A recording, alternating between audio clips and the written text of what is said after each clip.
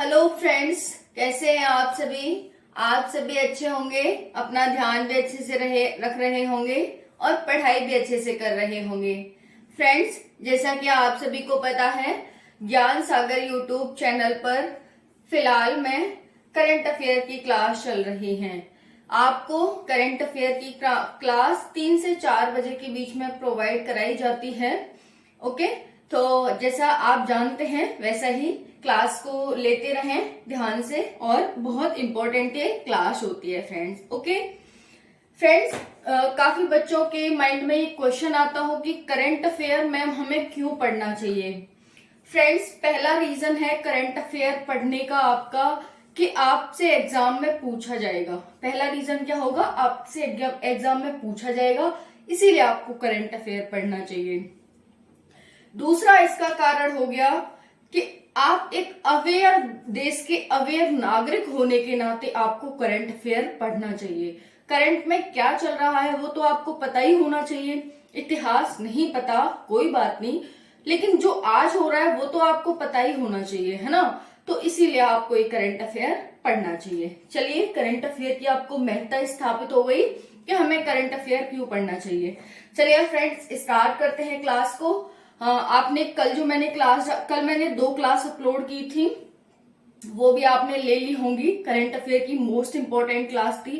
जैसा कि मैं आपको हमेशा ही बताती हूँ, इसमें पीआईबी, द हिंदू और इंडियन एक्सप्रेस, ये तीनों का मिक्सचर होता है, मोस्ट इंपोर्टेंट होता है फ्रेंड्स। ठीक है, तो आप 1 से 2 बार वीडियो को देखा करें, और इसकी जो पीडीएफ है वो आपको इसी चैनल की कम्युनिटी पर मिल जाती है। ठीक है, 6 बजे तक मिल जाती है, शाम तक 6 बजे तक। तो उसे नाइट में सोने से पहले देखा करें। करंट अफेयर से आपका एक भी क्वेश्चन नहीं छूटेगा, इस बात की मैं गारंटी ले रही हूँ। लेकिन मेरे अकॉर्डिंग आपको चलना भी पड़ेगा कि आपको टाइम से क्लास भी लेनी पड़ेगी, पीडीएफ को भी ध्यान से पढ़ना पड़ेगा, तभी आप करंट अफेयर में महारत हासिल कर पाएंगे। चलिए फ्रेंड्स, स्टार्ट करते हैं बिना देरी के। Today current affair important for all competitive exams, 15 April 2023। Question first क्या कह रहा है, निशाद दहिया ने हाल ही में एशियाई कुश्ती प्रतियोगिता 2023 में कौन सा पदक जीता है। आपसे खेल से संबंधित क्वेश्चन पूछे जाते हैं, ये वही क्वेश्चन है। तो क्वेश्चन क्या कह रहा है, पहला देखो, सबसे पहला काम हमारा क्या होता है फ्रेंड्स, सबसे पहला काम होता है हमारा क्वेश्चन को अच्छे से पढ़ना। अगर क्वेश्चन अच्छे से समझ आ गया, इसका मतलब हम आंसर निकाल लेंगे। निकाल भी नहीं पाएंगे तब भी हम तुक्का लगा के भी क्वेश्चन को सही करने की हमारी कैपेसिटी हो जाएगी। लेकिन जब हम क्वेश्चन को ही सही से नहीं पढ़ते हैं तो हमें आता हुआ, यानी कि जो हमें आ रहा होता है क्वेश्चन, उसे भी हम गलत कर देते हैं, क्योंकि हमने क्वेश्चन सही से नहीं पढ़ा। ओके, तो पहला काम आपको क्वेश्चन को सही से पढ़ना है, ध्यान से पढ़ना है। 1 बार पढ़ो और 2 बार पढ़ो, उसके बाद आप क्वेश्चन पर ध्यान दो, आगे क्वेश्चन पे बढ़ो। निशाद दहिया ने, कौन है, निशाद दहिया ने हाल ही में एशियाई कुश्ती प्रतियोगिता, यानी कि एशिया की एक कुश्ती प्रतियोगिता है जिसमें उन्होंने कौन सा पदक जीता है, ये पूछ रहा है आपसे क्वेश्चन। ऑप्शन आपको 4 ऑप्शन दे रखे हैं। पहला है स्वर्ण, जिसे हम गोल्ड कहते हैं, यानी कि स्वर्ण पदक, या और हम कह सकते हैं गोल्ड मेडल। दूसरा है रजत पदक या सिल्वर मेडल। तीसरा है कांस्य पदक या ब्रोंज मेडल। और डी है नोटा, यानी नॉन ऑफ द अबव, यानी ऊपर जो दिए गए हैं इनमें से कोई नहीं फ्रेंड्स। ओके, तो इसका आंसर क्या हो जाएगा, निशा दहिया ने हाल ही में एशियाई कुश्ती प्रतियोगिता 2023 में कौन सा पदक जीता है, इसका आंसर हो जाएगा रजत पदक। कौन सा जीता है फ्रेंड्स, रजत पदक जीता है हाल ही में निशाद दहिया जी के द्वारा। चलिए, रजत को क्या कहते हैं, सिल्वर। देखो, कभी आपको सिल्वर को हिंदी में ही लिख सकता है, जैसे ऐसे सिल्वर लिख दे। ठीक है फ्रेंड्स, तो आपको ये ध्यान रखना है कि सिल्वर या फिर रजत एक ही होता है। बहुत सारे बच्चों को नहीं पता होता, तो वो उस पर फोकस करना है आपको। कहां पर हुआ ये एशियाई कुश्ती प्रतियोगिता, तो ये अस्ताना में हुई। कहां पर, कजाकिस्तान में। ठीक है, हुए तो कहां हुए, कजाकिस्तान के अस्ताना में। फिर यहाँ पर देखेंगे किस वर्ग में इन्होंने ये गोल्ड मेडल जीता है, तो 68 वर्ग में, 68 किलोग्राम वर्ग में इन्होंने ये मेडल जीता है। नेक्स्ट है एशियाई कुश्ती चैंपियनशिप का ये 36वां संस्करण था। कौन सा संस्करण था? आपसे यहाँ से संस्करण से क्वेश्चन पूछा जा सकता है कि ये कौन सा संस्करण था। 36वां था। 9 से 14 अप्रैल तक हुआ था अस्ताना में। पहले यह नई दिल्ली भारत में होने वाला था। पहले कहाँ होने वाला था? भारत में, लेकिन अब ये अस्ताना में हो चुका है। कौन सा स्टेडियम में? तो अस्ताना के एक स्टेडियम है झाक सीलिक उश केम फिरोव मार्शल आर्ट्स पैलेस। ये इस स्टेडियम में ये आयोजित किया गया था अस्ताना कजाकिस्तान में। ओके, ये एक यहाँ पर देख सकते हैं रेसलिंग फेडरेशन ऑफ इंडिया, जिसे WFI कहते हैं, भारत में कुश्ती का एक शासी निकाय है। तो रेसलिंग फेडरेशन ऑफ इंडिया, जिसे WFI कहते हैं, वो भारत में कैसा निकाय है? कुश्ती का एक शासी निकाय है। इसका हेडक्वार्टर WFI का नई दिल्ली में है। अध्यक्ष इसके वर्तमान में ब्रजभूषण शरण सिंह हैं। ब्रजभूषण शरण सिंह है यहाँ पर इसके अध्यक्ष। ओके फ्रेंड्स, अब देखो यहाँ पर प्रिया मलिक है, वो भी पहलवान है। उन्होंने क्या है 76 किलो वर्ग में एक कांस्य पदक जीता है। क्या जीता है? कांस्य को हम क्या कहते हैं? ब्रॉन्ज। तो प्रिया मलिक ने कांस्य पदक जीता है और निशा दहिया ने क्या जीता है? रजत यानी सिल्वर मेडल जीता है। किसे हराया है प्रिया मलिक ने? तो जापान की नागाशिमा को हराया है।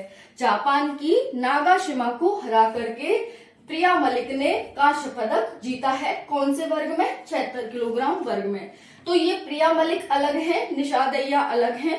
निशा दहिया ने 68 किलोग्राम में जीता है और इन्होंने 76 किलोग्राम में जीता है। ओके, यहाँ पर बाकी ये एशियाई कुश्ती चैंपियनशिप का 36वां संस्करण था। कब से कब तक हुआ? पहले नई दिल्ली में होने वाला था। अस्ताना के किसी स्टेडियम में हुआ है। रेसलिंग फेडरेशन क्या है? जो भारत में कुश्ती का एक शासी निकाय है, कुश्ती कराता है। हेडक्वार्टर नई दिल्ली में। अध्यक्ष ब्रजभूषण शरण सिंह हैं। ओके, नेक्स्ट क्वेश्चन देखते हैं। किस पार्टी को हाल ही में राष्ट्रीय पार्टी का दर्जा मिला है? किस पार्टी को हाल ही में राष्ट्रीय पार्टी का दर्जा मिला है?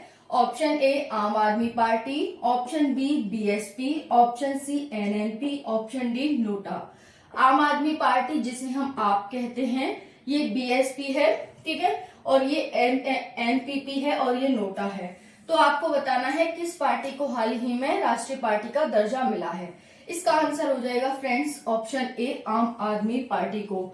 जो बहुजन समाजवादी पार्टी है, ये यूपी की एक पार्टी है, मायावती जी से रन करती हैं। तो ये BSP बहुजन समाजवादी पार्टी, ये पहले से इसे दर्जा मिला हुआ है।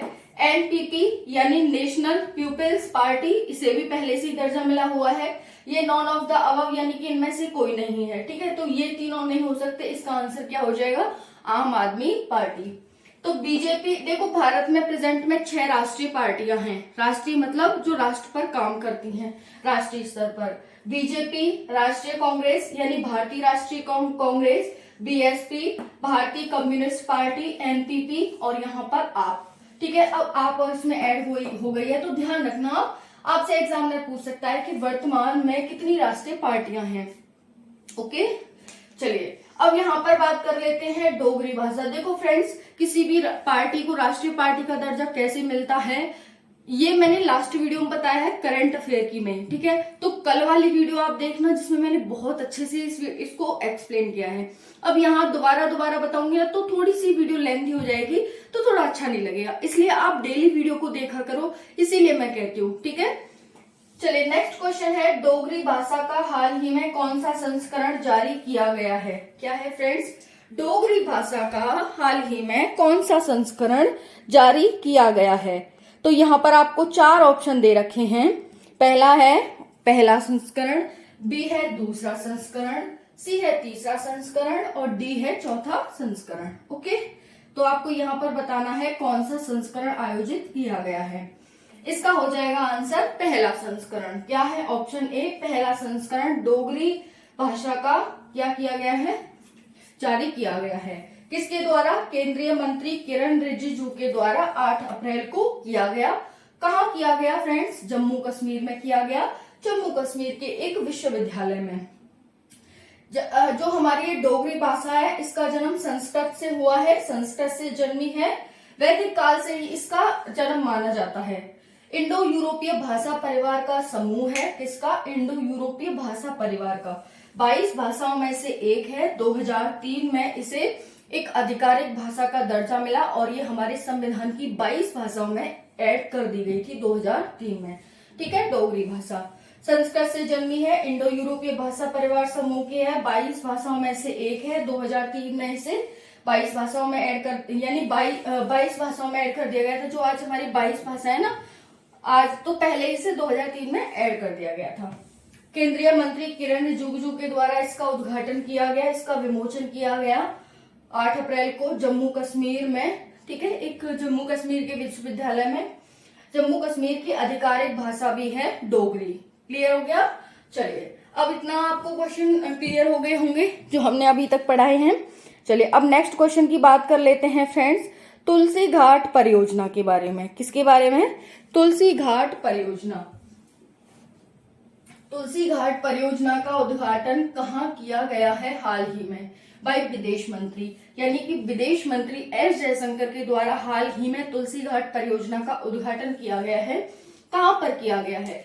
तो आपसे तुलसी घाट परियोजना मोस्ट इंपोर्टेंट हो जाती है फ्रेंड्स। इसका आंसर हो जाएगा युगांडा में। युगांडा की राजधानी कंपाला है। ये ये अफ्रीका का पूरब में स्थित एक देश है युगांडा। लैंडलॉक कंट्री है ये, और इसी में हाल ही में क्या किया गया है? तुलसी घाट परियोजना का उद्घाटन किया गया है। ओके, अभी ये जो युगांडा है ये क्या करेगा? अब आने वाले साल में ये नाम NAM, नॉन अलाइंड मूवमेंट जो था, जो नेहरू जी के द्वारा और अन्य देशों के द्वारा मिलकर इसकी स्थापना की गई थी, उसी का ये उसी को मतलब हेड है, उसी का हेड होने वाला है। तो इसीलिए तुलसी घाट परियोजना के माध्यम से इसमें साफ सफाई और अच्छे से इसे व्यवस्थित किया जा रहा है तुलसी घाट परियोजना के माध्यम से। तो तुलसी घाट क्या है फ्रेंड्स? मैंने लास्ट वीडियो में बहुत ही विस्तार से बताया था। जो मैं एक्सप्लेनेशन की वीडियो लाती हूँ उसमें मैंने बताया था कि तुलसी घाट कहाँ पर है? वाराणसी में, जहां पर तुलसीदास जी ने रामचरितमानस और हनुमान चालीसा लिखी थी। वहीं पर उसी घाट को, जहां पर उन्होंने लिखी थी ना, उसी घाट को तुलसी घाट के नाम से जाना जाता है। ठीक है, तो इसी तुलसी घाट परियोजना का उद्घाटन हाल ही में युगांडा में किया गया है। पहला बात तो साफ सफाई स्वच्छता के लिए, और दूसरी बात कि जो वहां पर भारतीय नागरिक रह रहे हैं युगांडा में, उनसे ये कहा विदेश मंत्री ने कि आप वाराणसी आते रहना। ठीक है, आप भारत के हैं तो भारत में आने के लिए आपको कोई भी बंदिश नहीं है, बल्कि आप हमेशा ही आते रहना। ठीक है, तो इन्हें इन्वाइट करके एक तरह से। किस भारतीय अमेरिकी गणतज्ञ को सांख्यिकी में अंतर्राष्ट्रीय पुरस्कार से सम्मानित किया गया है? किस भारतीय अमेरिकी गणितज्ञ को सांख्यिकी में अंतर्राष्ट्रीय पुरस्कार से सम्मानित किया गया है? तो भारतीय गणितज्ञ हैं, भारतीय और अमेरिकी गणितज्ञ हैं, इन्हें सांख्यिकी में अंतर्राष्ट्रीय पुरस्कार से सम्मानित किया गया है। क्या है? Option A CR Rao, DR Kaprekar, CSR Srinivas, PC Mahalanobis. इसका आंसर हो जाएगा option number A CR Rao. क्या हो जाएगा? CR राव को हाल ही में किसके अंतर्राष्ट्रीय पुरस्कार से सम्मानित किया गया है? ये भारतीय और अमेरिकी गणितज्ञ हैं, यानी पहले इनका भारत की नागरिकता थी, फिर इन्होंने अमेरिका की नागरिकता ले ली, तो इसीलिए ना भारतीय अमेरिकी कहा गया। और ये एक गणितज्ञ थे, तो इसीलिए इनका पूरा नाम क्या हो गया, यानी सरनेम भारतीय अमेरिकी गणितज्ञ। सांख्यिकी में तो इन्हें सांख्यिकी में पुरस्कार मिला, ऐसे ही आपको याद करना है। आपसे ये पूछ सकता है कि जो ये CR राव हैं, इन्हें सांख्यिकी में पुरस्कार मिला है, हिंदी में मिला है, गणित में मिला है, ऐसे पूछ सकता है। तो आपको ध्यान रखना है सांख्यिकी मिला है, ये भारतीय अमेरिकी थे और ये गणितज्ञ थे। नेक्स्ट है, पीयूष गोयल के अनुसार भारत किस वर्ष तक तीसरी सबसे बड़ी अर्थव्यवस्था बन जाएगा? ऑप्शन ए 2027 से 28 तक, ऑप्शन बी 2028 से 29 तक, ऑप्शन सी 2030 से 31 तक, ऑप्शन डी 2050 से 51 तक। तो आपको इसका आंसर देना है। इसका आंसर हो जाएगा 2027 से 28 तक भारत दुनिया की तीसरी सबसे बड़ी अर्थव्यवस्था बन जाएगा। किसमें? GDP में। यानी भारत की GDP 2027-28 में दुनिया की तीसरी सबसे बड़ी GDP हो जाएगी। क्लियर हो गया? देखो यहाँ पर 3.5 ट्रिलियन डॉलर की भारत की अर्थव्यवस्था है वर्तमान में। अगर हम बात करें 3.5 ट्रिलियन डॉलर, लेकिन हम पूरा एग्जैक्ट बात करें तो 3.469 ट्रिलियन डॉलर की भारत की GDP है। 2047 तक भारत कह रहा है कि हम 30 से 35 ट्रिलियन डॉलर की अपनी जीडीपी कर लेंगे। कहाँ 3.5 ट्रिलियन डॉलर, और कहाँ पर ये 2047 तक 30 से 35 ट्रिलियन डॉलर करने की बात कह रहे हैं। ठीक है, यहाँ पर आजादी की जब 100 साल हो जाएंगे हमारे 2047 में, तब ये कह रहे हैं कि हमारी जो जीडीपी है वो 30 से 35 ट्रिलियन डॉलर की हो जाएगी फ्रेंड्स। ओके, पीपीपी के आधार पर हमारी जो अर्थव्यवस्था है वो 11.851 ट्रिलियन डॉलर की है। अभी 5th जीडीपी है भारत, 2027-28 में 3rd जीडीपी हो जाएगा। क्लियर हो गया। नेक्स्ट है, हाल ही में किस शहर के व्यापारी ने ईएमआई, यानी ईएमआई का मतलब जो ईएमआई होता है ना, आप जानते हैं, अभी खाओ बाद में भुगतान करो। जैसे होता है ना, आप ईएमआई पर घर खरीदते हैं, आप ईएमआई पर बाइक खरीदते हैं, कुछ भी खरीद लेते हैं ईएमआई पे, कोर्स परचेज कर लेते हैं, जैसे आपको एसएससी का, सीजीएल का या फिर और किसी का लेना है तो आप कोर्स भी परचेज कर लेते हैं ईएमआई पर। तो वैसे ही हाल ही में एक शहर है, उसके व्यापारी ने क्या किया है, ईएमआई पर, यानी कि अभी खा लो, आपको खाना है कुछ, बाद में पैसे दे देना, तो अभी खाओ बाद में भुगतान करो पर आम बेचना शुरू कर दिया है। यानी वो आम बेचता है एक व्यापारी, किस शहर का है उसका नाम हमें ढूंढना है। तो एक शहर का व्यापारी है जिसने ईएमआई पर आम बेचना शुरू कर दिया है। ईएमआई का मतलब अभी खाओ बाद में पैसे दे देना जब आपके पास हो जाए तब, लेकिन आप अभी भूखे मत रहो कि भाई अभी आपका मन कर रहा है तो आप अभी रह रहे हो। ठीक है, तो ये अच्छा इनिशिएटिव है। हर जो मतलब हर आदमी होता है उसके पास कभी पैसे नहीं हो पाते और वो खाने से चूक जाता है, रह जाता है, तो सभी की इच्छा करती है, सभी का मन करता है हर चीज खाने का, वो पैसों की वजह से चूक जाए, वो नहीं कुछ खा पाता, तो इन्होंने अच्छा इनिशिएटिव शुरू किया है। क्या है ये, पुणे शहर है। ठीक है, 4 ऑप्शन दे रखे हैं, इसका आंसर पुणे हो जाएगा। तो पुणे में इस व्यवस्था को शुरू किया गया है फ्रेंड्स। ओके, चलिए हो गया हमारा करंट अफेयर की क्लास। आई होप आप सभी को बहुत अच्छी लगी होगी। करंट अफेयर की क्लास मोस्ट इंपोर्टेंट क्लास है फ्रेंड्स। ठीक है, आप एग्जाम में इसका महत्व समझ सकते हैं, जब आप एग्जाम देंगे तब आपको इसका महत्व समझ आएगा। वीडियो को ज्यादा से ज्यादा लाइक करें, शेयर करें, सब्सक्राइब करें। मिलते हैं नेक्स्ट वीडियो में। जय हिंद, जय Bharat, thank you so much.